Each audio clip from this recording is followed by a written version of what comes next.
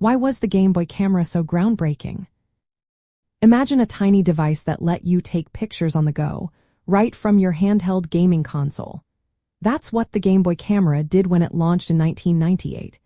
It was one of the first consumer digital cameras you could buy that worked with a device many kids already loved. Back then, digital cameras were big, expensive, and not very portable.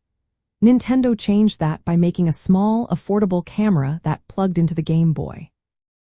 This made digital photography accessible to millions of young gamers who wanted to experiment with images and creativity. The camera took black and white photos at a resolution of 128 pixels by 112 pixels, using just for shades of gray.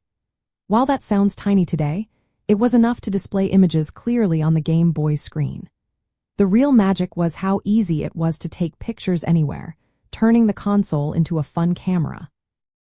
What made it even more special was how it combined photography with gaming.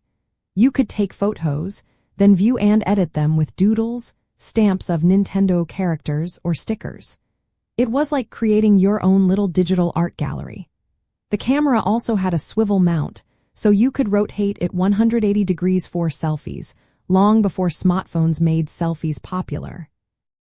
It even had features like self-timers, panoramas, and special effects such as inverse colors or lens tricks.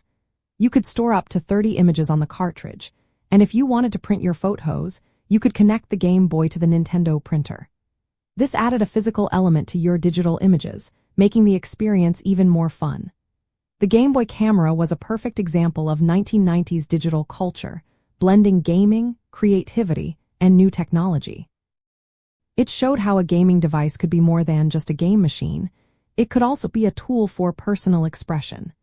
Kids and teens loved it because it was playful, innovative, and easy to use.